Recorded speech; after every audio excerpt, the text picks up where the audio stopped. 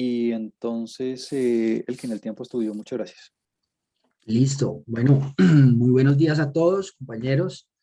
Es un placer para mí estar acá, la invitación que me hace el profe Juan, eh, poder aportar a partir de la experiencia de haber estado en la maestría y haber trabajado con el profe este proyecto.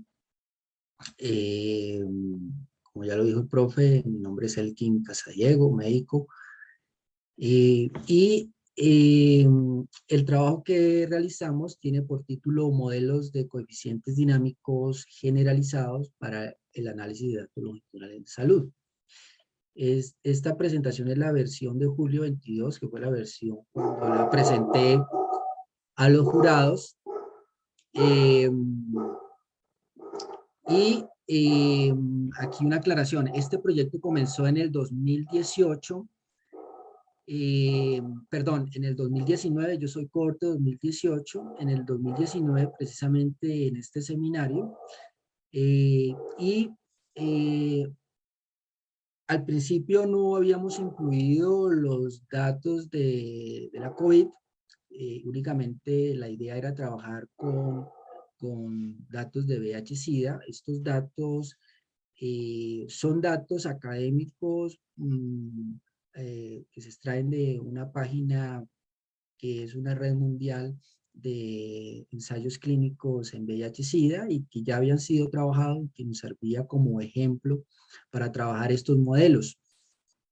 Eh, Sin embargo, nos quedaba un vacío porque no logramos conseguir datos a nivel Colombia para poder trabajar los modelos que pues finalmente es lo que uno quiere y anhela poder aportar, que el trabajo pueda aportar a la realidad nacional.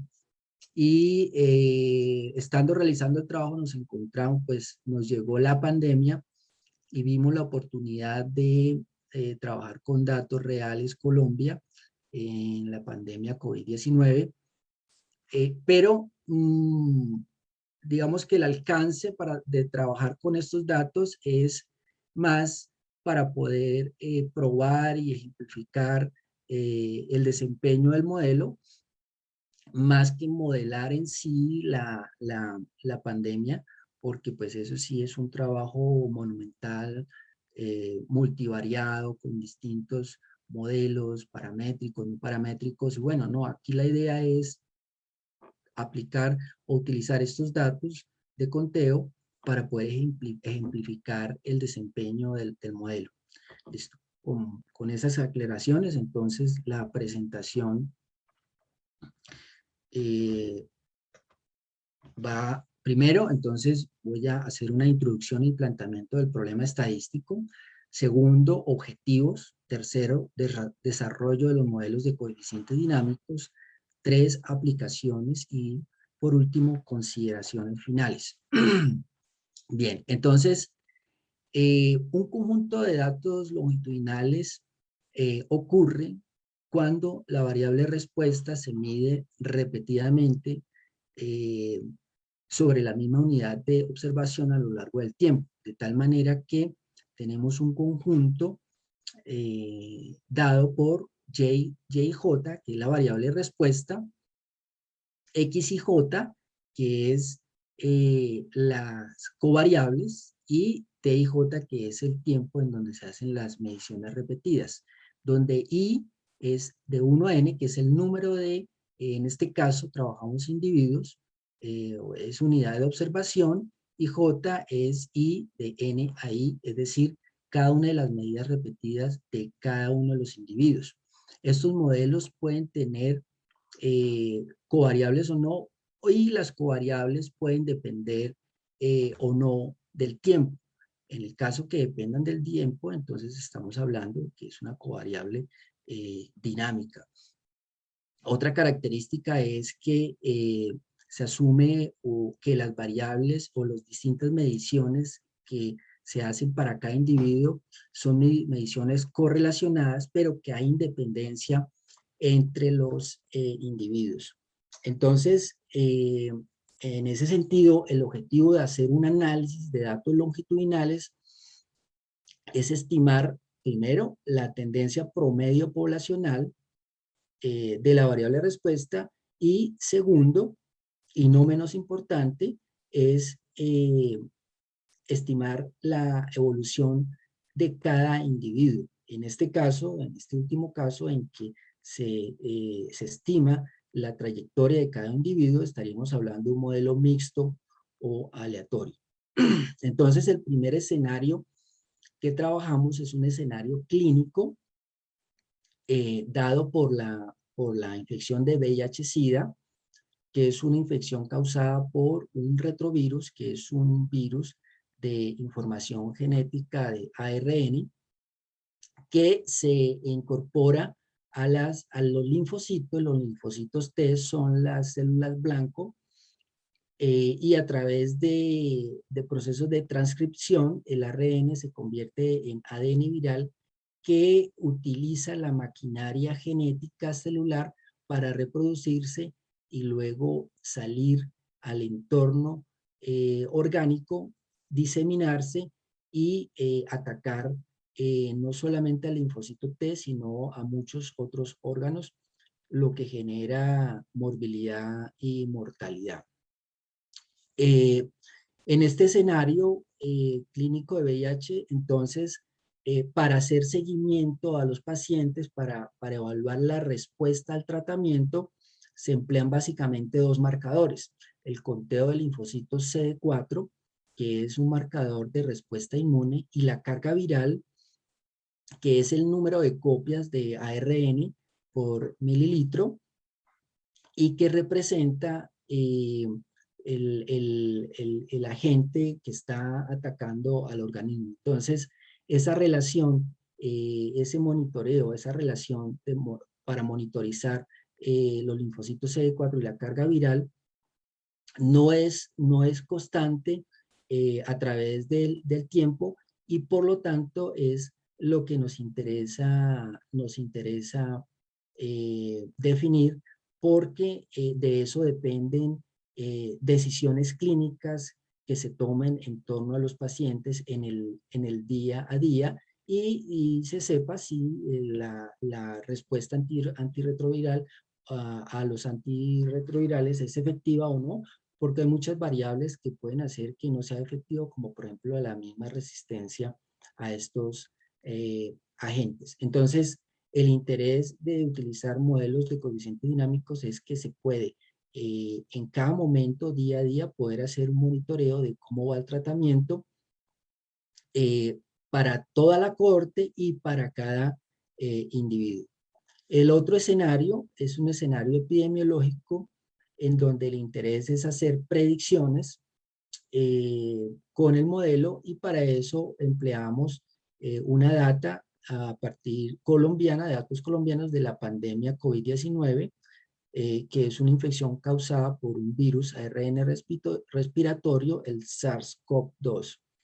Entonces, ¿por qué es importante hacer predicciones en una epidemia? Porque tiene implicaciones tanto para la toma de decisiones en salud pública, para medir el impacto de la pandemia, y para poder evaluar la efectividad de las medidas de mitigación.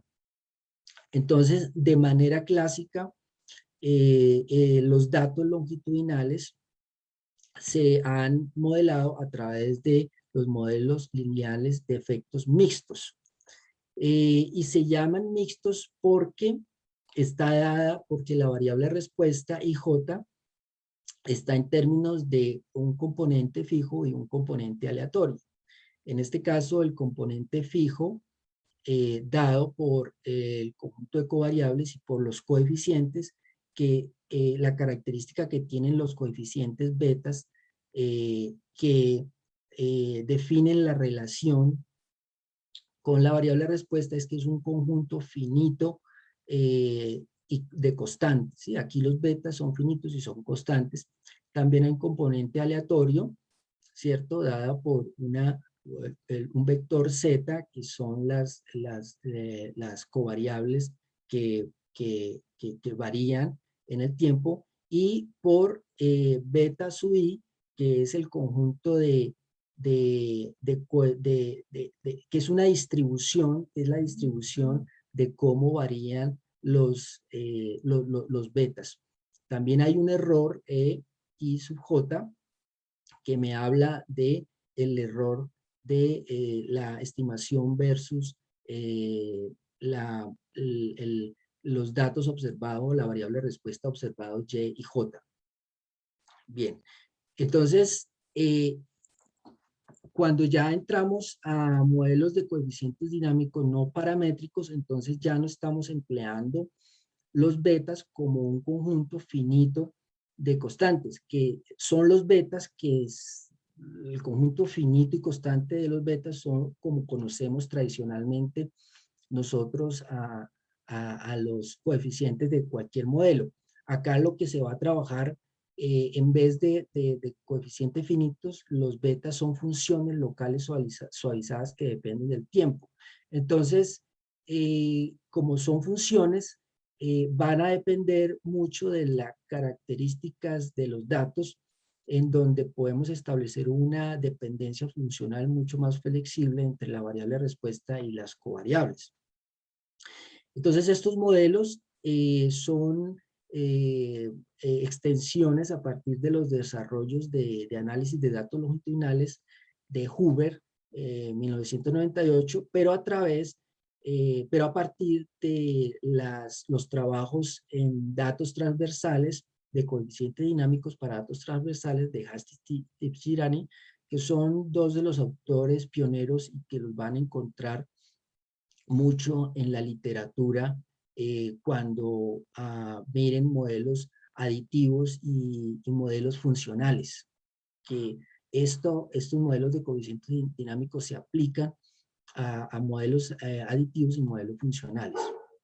Entonces, el modelo queda expresado, la variable respuesta en este tipo de modelos de coeficientes dinámicos queda expresado a partir de una combinación lineal o un predictor en donde los betas son funciones que dependen del tiempo t y j. Listo. Si no tenemos una covariable, entonces también podemos trabajar el modelo, y lo que estamos viendo es el comportamiento basal de la variable respuesta Y y J a través del tiempo beta que queda expresado en términos de la función beta sub 0 t y j más un error. Entonces, ¿cuál es el problema estadístico al cual nosotros quisimos dar respuesta? Como lo mencionó el profesor Juan, él ya había hecho trabajos, fue el trabajo de su tesis de maestría en modelos de coeficientes dinámicos. Sin embargo, él en su trabajo asumió que los errores aleatorios seguían un proceso gaussiano.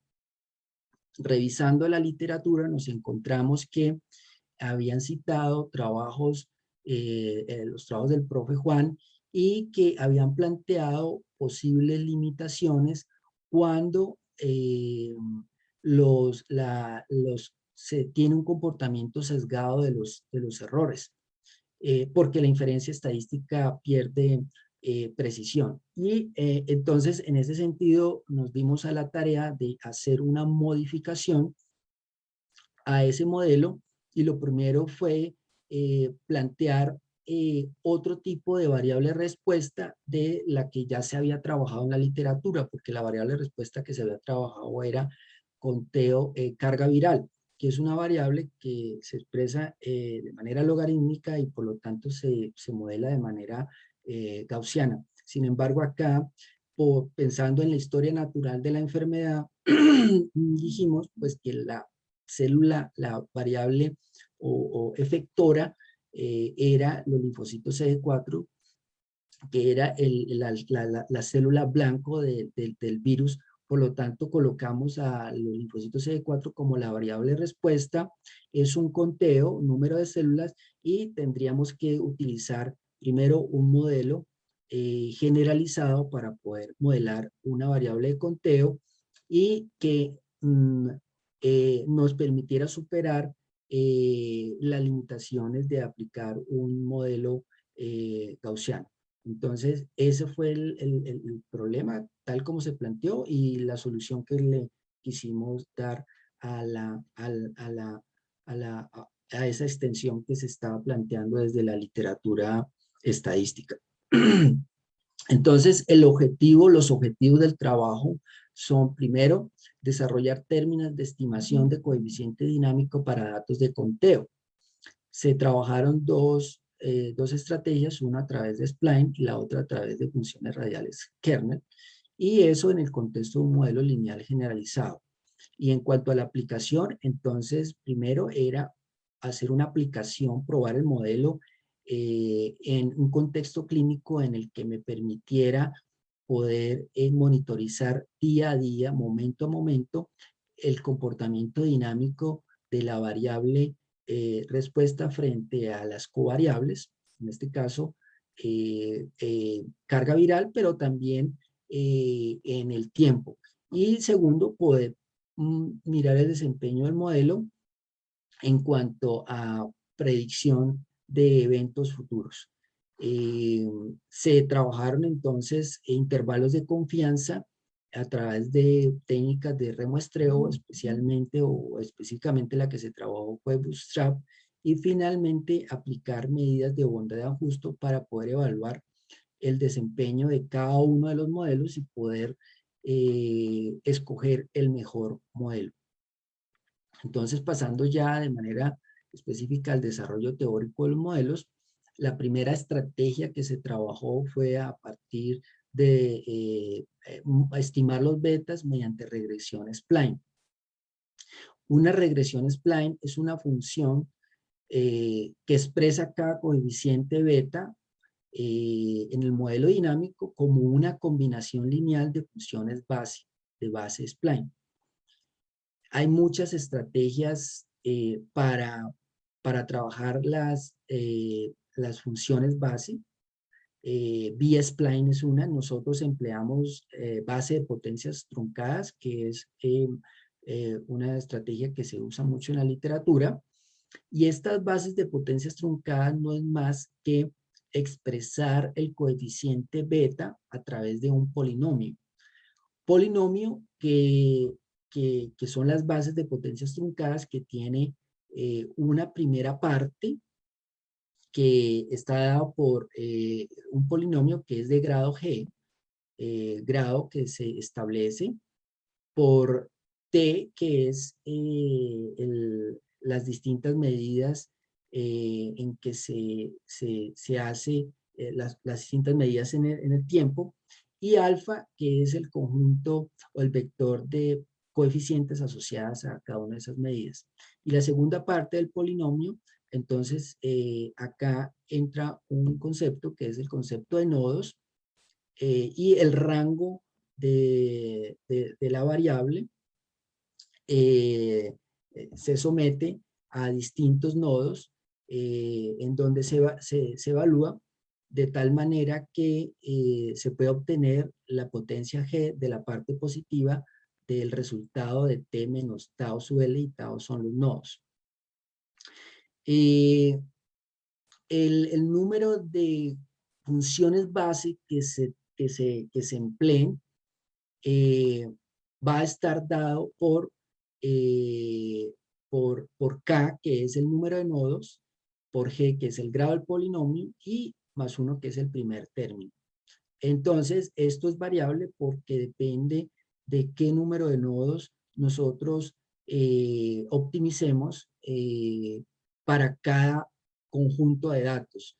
Por lo general, G, que es el grado del polinomio, se establece a priori y se puede trabajar de grado 2 o de grado 3. Pero K sí es el conjunto de nodos que se deben optimizar a través de procedimientos que más adelante voy a presentar.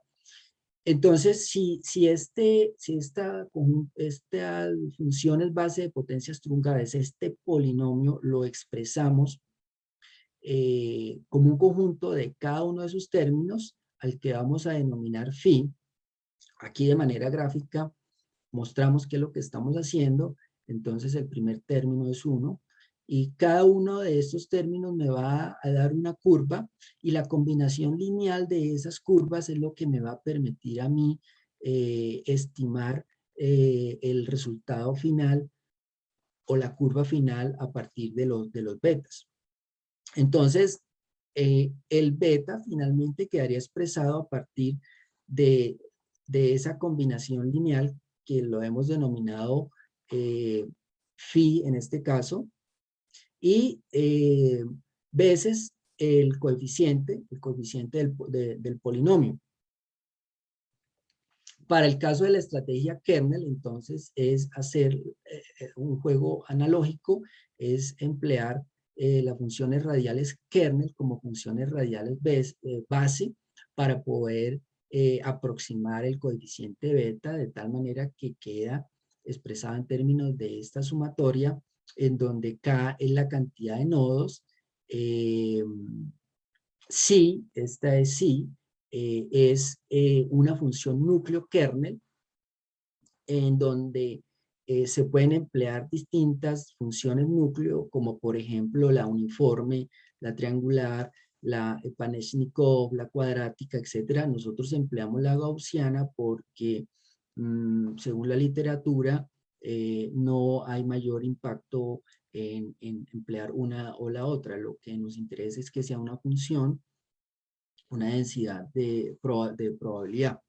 Y eso multiplicado por el valor absoluto de T menos tau L, en donde es cada uno de los nodos que se ha definido sobre un ancho de banda H, multiplicado por alfa, que son los coeficientes que se van a estimar. Entonces, si expresamos esas funciones radiales, esa sumatoria, en términos de ese conjunto de cada una de las funciones base, ¿cierto? Y le colocamos el nombre, en este caso, de psi, la letra griega psi. Entonces, el coeficiente dinámico beta se va a expresar como, como psi por el coeficiente alfa, que es el que vamos a estimar. De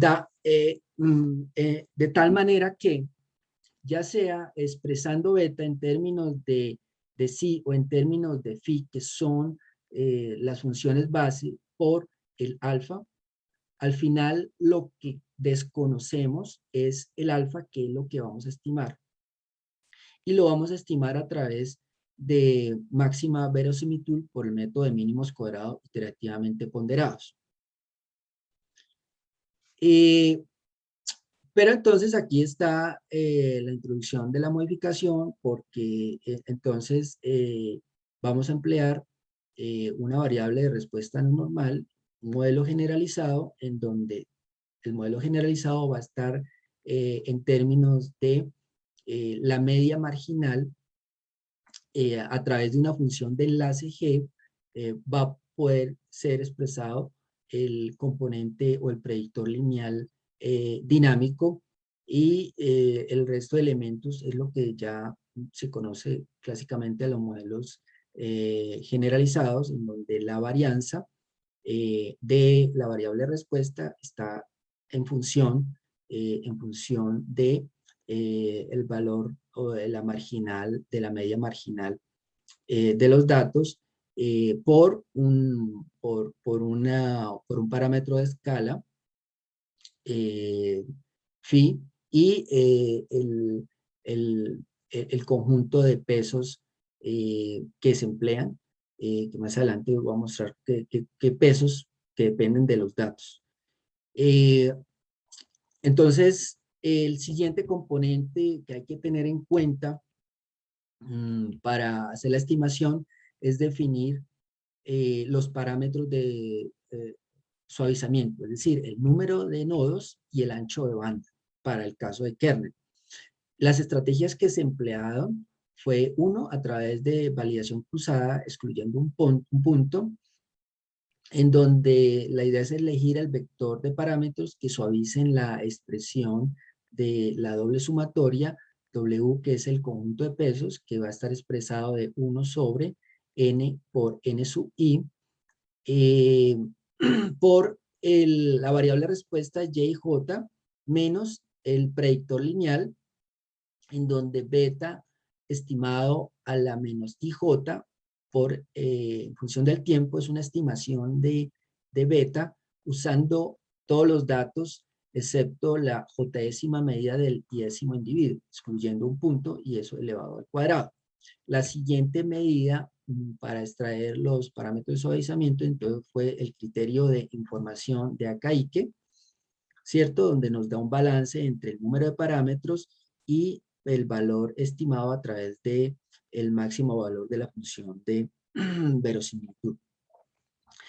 El último componente es poder definir cuál es el mejor modelo. Para eso se empleó la raíz del error cuadrático medio, el criterio de información de Akaike y el chi cuadrado de la devianza residual, donde me mide la distancia entre la devianza residual del modelo actual frente al máximo deviance de un modelo ideal en donde los valores predichos son idénticos a los observados. La idea no es que el modelo sea igual a la devianza ideal, sino que sea una distancia pequeña. Y para poder definir, se empleó una prueba de hipótesis, que es la prueba de Wond, bajo la hipótesis nula de que los modelos son indistinguibles.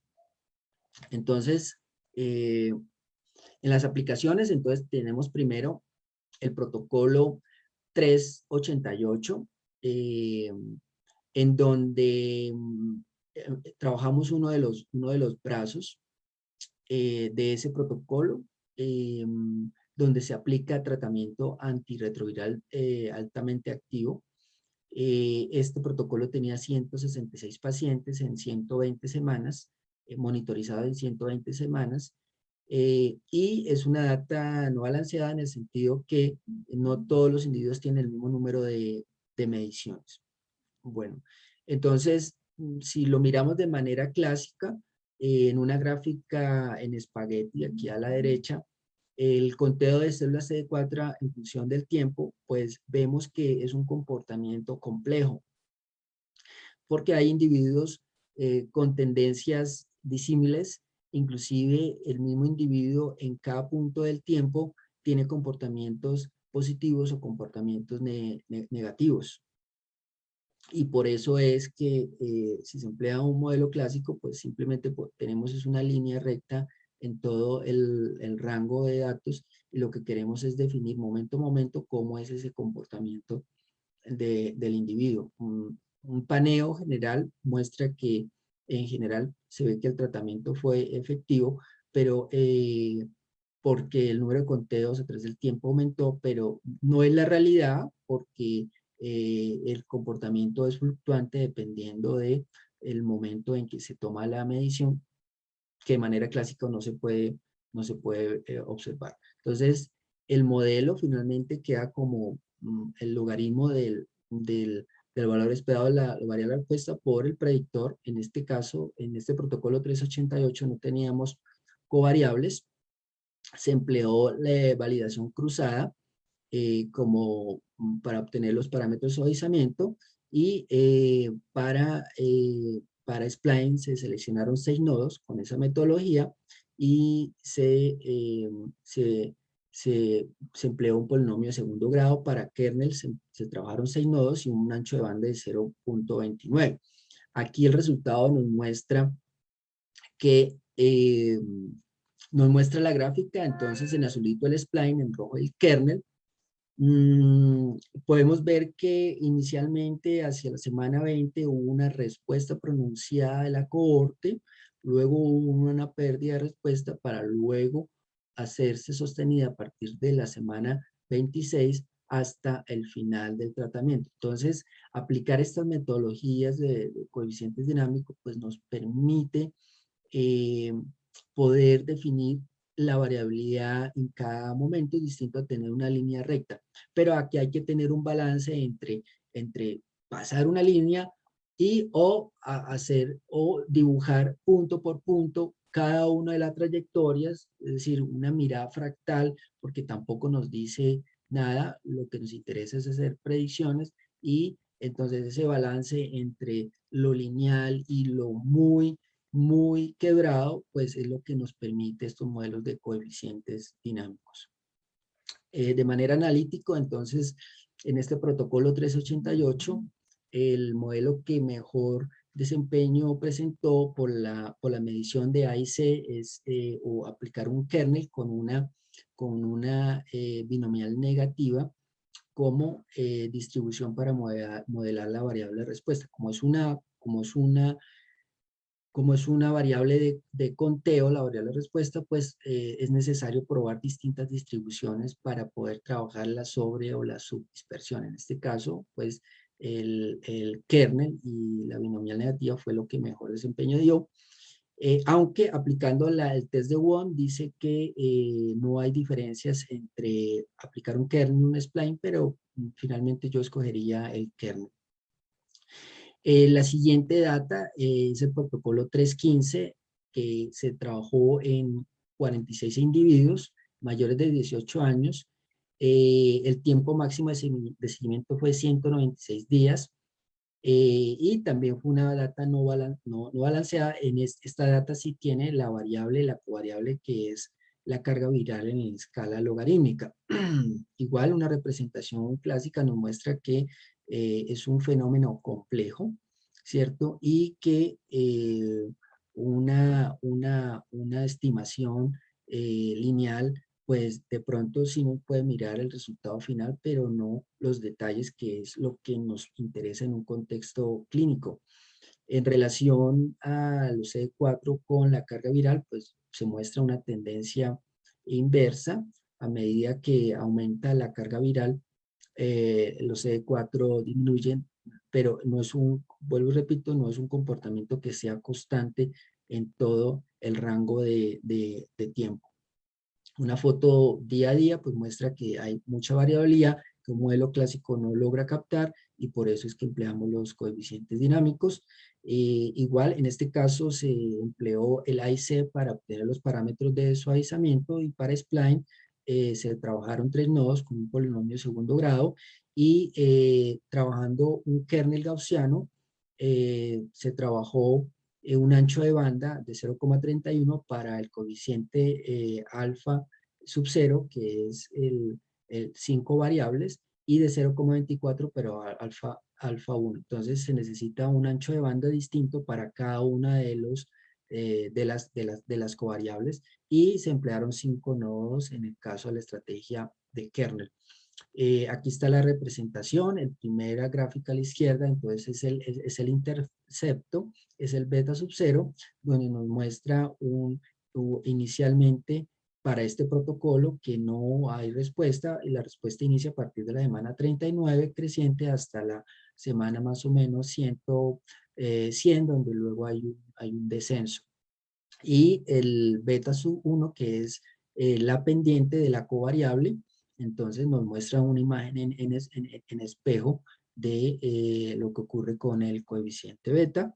Aquí está el resultado con spline. Al final se cae, con este modelo se cae la tendencia, y aplicando los intervalos de confianza, entonces vemos que al final se pierde la precisión, porque ya hay menos información. De manera analítica, entonces nos quedamos con un modelo con spline, con una distribución binomial negativa, por el menor valor del AIC, porque las otras mediciones, el RMSE y el chico grado de vía residual, no aporta a la información. Finalmente, entonces, en COVID, el propósito es estimar los casos futuros. Se aplicó validación cruzada, se trabajaron con 10 nodos, y un polinomio de segundo grado para spline, y para kernel 5 nodos y un ancho de banda de 0,79. se tomó un periodo de tiempo de entrenamiento de 58 días, desde el 6 de marzo hasta el 2 de mayo del 2020, y 5 días para realizar las predicciones de validación. Estos son los resultados. En negrito, entonces, son las observaciones de entrenamiento. En rojo es la predicción o la estimación del modelo. En verde son las observaciones de validación. Y en azul son los intervalos de confianza. Aquí está con la estrategia kernel. Finalmente, entonces, el modelo, las pruebas de bondad ajuste dio que el mejor modelo era aplicar una estrategia spline con una distribución de Poisson, aunque aplicando la prueba de Wong no se encontraron diferencias, las otras mediciones del RMS y el chi cuadrado no aportan mayor información en la toma de decisión. Aquí se escogería, porque es menos el AIC, el spline con una función de Poisson. Listo. Entonces, las conclusiones generales son que los coeficientes dinámicos estiman el comportamiento promedio de la población aplicando funciones locales suavizadas que dependen del tiempo, y esto permite que la mejor estrategia de estimación dependa de los datos, ¿cierto? El resultado depende de la naturaleza de los datos. Por eso hay que hacer distintas aplicaciones con distintos estimadores, spline, kernel, y dentro de spline kernel hay distintas metodologías, probar cuál es el que tiene el mejor desempeño y escoger el modelo más parsimonioso. Este es uno de los plus que tiene esto, pues, digamos que resalto, que tiene aplicar modelos de coeficientes dinámicos, porque uno está ajustando muy dependiendo con la naturaleza de los datos y está asumiendo una distribución para poder modelar los datos. En este caso, cuando la variable respuesta o los errores no son sesgados, entonces se aplican modelos generalizados, y podemos tener aplicaciones en salud. Entre las limitaciones es que no se trabajó un modelo mixto o aleatorio en el que se puede definir la trayectoria de cada individuo. No se trabajó la estructura de correlación, que es muy importante. Estas son las limitaciones del estudio. No se logró comparar este modelo COVID con otros modelos paramétricos, como por ejemplo las curvas de crecimiento, y en el caso de VIH-Sida no se logró obtener datos nacionales, a pesar que se hicieron las gestiones con la cuenta de dato costo, pero no se obtuvo respuesta. En aplicaciones futuras, entonces, es poder hacer la trayectoria de cada uno de los individuos empleando distintos suavizadores y estimaciones bayesianas, y hemos identificado dos temas en salud en el que podemos hacer aplicaciones con datos reales nacionales e internacionales. Uno es en el caso de las resistencias antimicrobianas, el otro es el caso de cáncer de piel. Esta diapositiva, en cuanto a aportes, fíjense que la dejé al final para que esta secuencia, conclusiones, se muestran las limitaciones, pero luego va uno creciendo, y extensiones que va a hacer, y aportes, y esta forma de presentación me pareció muy adecuada, porque esto es lo que al final le queda en la retina a los jurados. Pues son estrategias de presentar los resultados. Estas son las referencias, y bueno, estoy abierto a preguntas. Me pasé 9 minutos. Elkin, muchas gracias. La verdad es que no había contabilidad, no estábamos contando el tiempo, así que no hay ningún problema. Muchas gracias por la presentación. Creo que es muy valioso que todos los estudiantes, digamos, tengan acceso a este tipo de información, sobre todo después de tanto trabajo. Así que quisiera abrir los micrófonos para alguien si tiene algún comentario, alguna pregunta, algún tipo de cuestión para Elkin de cualquier tipo, puede ser acerca del trabajo o acerca de cualquier experiencia que haya tenido. Y si no, yo tengo varias que quisiera hacerle a Elkin antes de despedirlo. Para despedirme.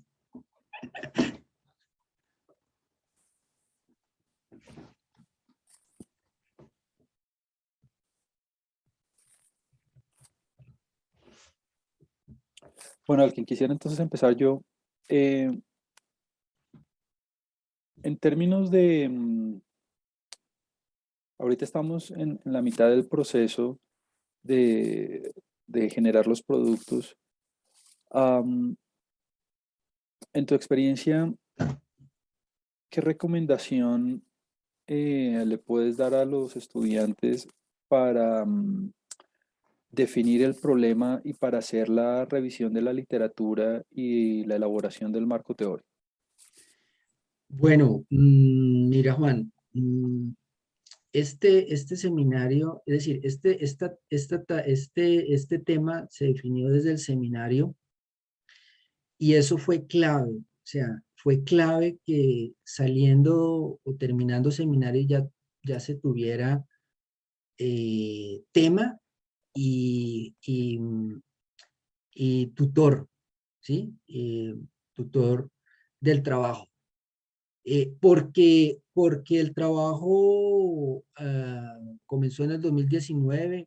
El trabajo puede tener modificaciones, nosotros le cambiamos el título, lo ajustamos, le incluimos lo de COVID en el 2020, les hicimos ajustes a los objetivos, pero ya teníamos un trabajo adelantado, ya teníamos la idea, ya teníamos la revisión bibliográfica, ya habíamos trabajado código. Entonces, no es, digamos, para preocuparlos, pero sí para que tengan la conciencia que definir en este espacio ya el trabajo, el tema y el tutor y el director del trabajo es muy fundamental, y que le guste a uno el tema, y que pues haga feeling con el trabajo del tutor y con la dinámica de trabajo del tutor. Entonces, yo creo que ese es un punto. Ahora bien, una advertencia. Uno va muy chévere en los módulos, va presentando los talleres, va presentando los parciales, va aprendiendo, pero eh, yo sentí que durante el trabajo de grado fue en donde logré decantar muchos conceptos eh, con el apoyo del tutor y en donde logré profundizar, ganar habilidades en el caso de trabajar con R, ¿cierto? Yo entré a la maestría con cosas básicas de R, muy básicas, y, y lograr, digamos que uno de los plus de trabajar con Juan fue que Juan no se contenta con apliquemos librerías, ¿no? Él no se contenta con eso. Él dice, vamos a hacer funciones, vamos a construir el código y vamos a correrlo, ¿cierto? Entonces eso fue muy enriquecedor porque gané mucha experiencia en R, y eso es algo que uno lo hace en el contexto del trabajo de grado. Lo otro es que, ojo, porque uno está muy cómodo en los módulos, en las parciales, pero ese no es el nivel que va a pedir la maestría. Uno se puede sacar 4, 4, 5 en los módulos, pero ese no es el nivel, y uno no se debe confiar de eso, porque ese no es el nivel que va a pedir la maestría. La maestría, el trabajo de grado, eh, puede sonar un poquito, digamos, feo, pero es así, es un filtro. Mira, nosotros íbamos en esa cohorte, yo creo que casi 35, en dos grupos, los grupos de A20, 15, 17, y hasta ahora de esos 35, 40 nos hemos graduado 10. Entonces, si uno deja pasar el tiempo digamos que en el segundo año no tiene uno mucho tiempo, sino solamente este espacio de seminario y después con las materias no tiene uno mucho tiempo, termina materias y si uno deja pasar y no se pone un plan de trabajo con el tutor y autoexigente y verificar avances, se le pasa a uno el tiempo y hasta ahora, mira que ya han pasado 2 años, ya se está terminando el tiempo reglamentario para poder reintegrarse inclusive y presentar y después ya pierde uno la calidad de estudiante. Entonces, el filtro, la maestría realmente lo hace en trabajo de grados. ¿Por qué? Porque ellos no se contentan, la exigencia de aplique, coge una base de datos y haga una regresión logística o haga un modelo y ya. No, ellos verifican que haya construcciones metodológicas, que se esté resolviendo un problema, que tenga la perspectiva de aplicación en el país y de trabajos futuros. Entonces, en el trabajo de grado es meterse con el core, con el ADN, con el núcleo de la estadística, porque uno va a trabajar en código, ya sea a construir y a definir modelos. Entonces, digamos que esa es la recomendación, métanle mucho a la ficha del trabajo de grado y pónganse un plan de trabajo bien disciplinado, bien estrictos con el tutor. Verifiquen que el tutor sí les vaya a hacer seguimiento. Si tienen un tutor externo y ven que como que es difícil reunirse, enganchen en el trabajo de grado un tutor de la Santoto, eh, y con esos 2 tutores van a poder avanzar. En términos, digamos, logísticos o en términos prácticos, ¿qué le recomiendas o qué recomendaciones puedes dar después de haber tenido la experiencia en términos eh, de cómo escribir o de cómo revisar la literatura o,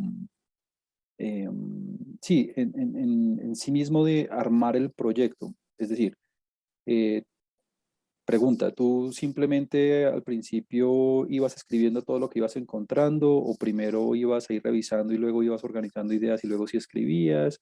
O como que qué recomendación o como qué truco podría recomendarle a los estudiantes en ese sentido, digamos, práctico de armar el documento?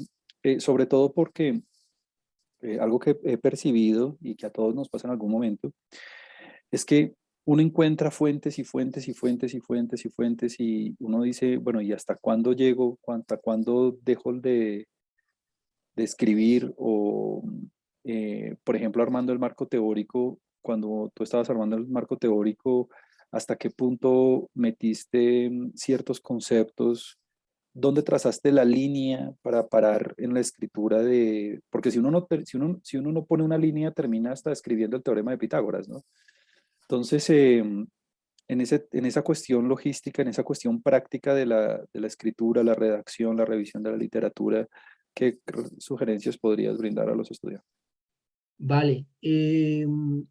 Sí, por ejemplo, al principio del documento yo había metido todo un carretazo de antecedentes de marco teórico sobre modelos paramétricos. Al final nos dimos cuenta que meter el tema de paramétricos para luego hablar de no paramétricos se nos hacía muy largo. Entonces fue entrar directamente, sin tantos antecedentes, a plantear ya las, a, a- a ilustrar en específico las herramientas, a ilustrar en específico en el marco teórico las herramientas que, sobre las cuales íbamos a trabajar. Entonces, en el marco teórico vamos a hablar de spline, vamos a hablar de kernel, vamos a hablar de coeficientes dinámicos y a eso darle fuerza. Y lo otro era poder incluir la parte médica, pero dándole el enfoque de cuáles eran las variables que íbamos a trabajar tanto en el tema de COVID como en el tema de VIH-Sida. Yo creo que ese sería tener muy claro la pregunta de investigación. Bueno, ¿cuál es la pregunta de investigación? ¿Qué es lo que yo quiero resolver? Y poder construir el problema y hacer una buena justificación. Eso también es clave. Súper. En términos del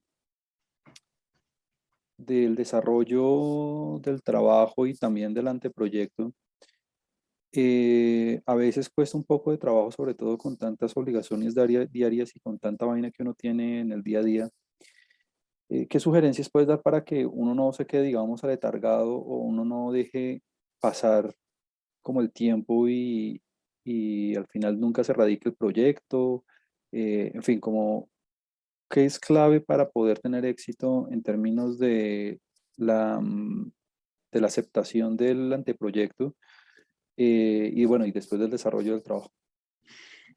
Lo clave es plantearse con el tutor un plan de trabajo con entrega de subproductos. Entonces, me reúno con el tutor y, bueno, ¿cuándo nos vamos a volver a ver?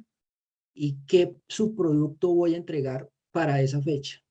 Trabajar en términos de subproductos, eso le da a uno un ritmo de trabajo y le da a uno el feedback de que entregué este subproducto, me lo evalúan, lo discutimos y a partir de ahí entonces se plantean tareas y tareas para poder no dejar, cuando ya digamos se vio uno con el tutor y pasa un mes, es porque ya la cosa va mal.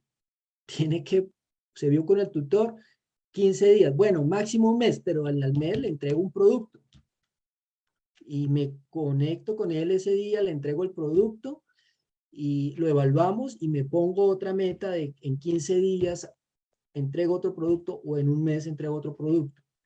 La clave es ponerse tareas y ponerse tiempos para entregar subproductos. Súper, Elke. Bueno, dicho esto, me gustaría abrirle los micrófonos a alguien que tenga alguna duda en particular diferente a la que yo les he planteado, para que aprovechen este momento y la hagan. Ya después va a ser difícil que tengamos otra persona que haya pasado por la experiencia.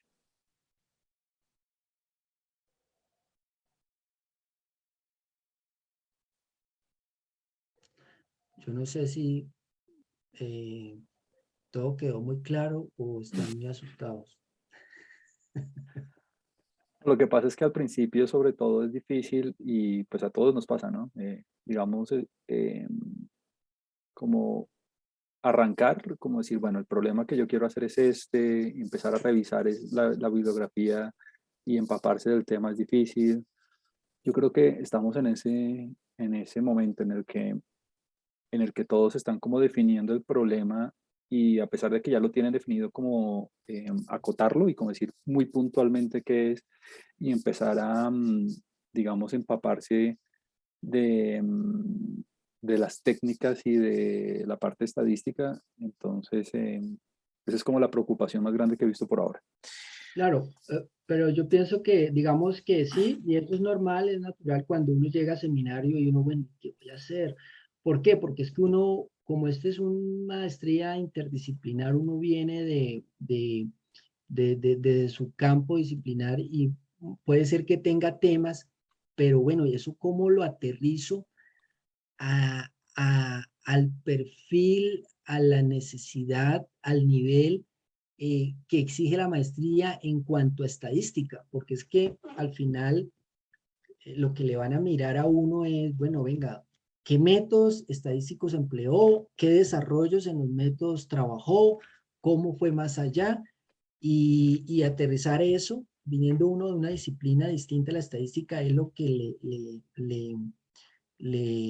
se le dificulta un poquito, porque fíjense que dentro del cuerpo, del cuerpo de las materias, asignaturas de los módulos, este tema de análisis de datos longitudinales está como una electiva por allá, y el tema de modelos de coeficientes dinámicos no se trabaja, no es una materia nuclear.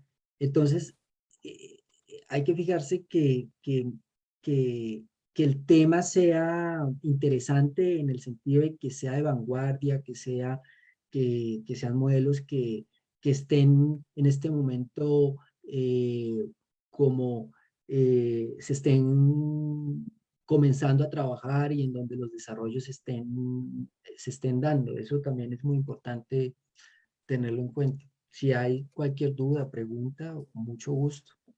Súper. Sí, Elkin, déjanos por favor tu correo en el chat de la sesión. Estoy seguro que alguien que esté interesado en contactarte o hablar acerca de aspectos de la bioestadística lo hará porque pues ya tienes mucha experiencia en esto. Entonces, le damos mucho las gracias a Elkin por haberse tomado el tiempo de hacernos la presentación, de darnos sus perspectivas, de darnos sus recomendaciones. Y bueno, hasta la próxima vez, Elkin. Muchas gracias. Bueno, Juan, muchas gracias por la oportunidad y compañeritos, muchas gracias por la atención y aproveche mucho esta oportunidad de seminario pues para ya tener definido tema y tutor. Bueno, muchas gracias y cualquier Elkin, cosa, ahí muchas está mi gracias. correo. Muchas gracias. Hasta luego. Chao.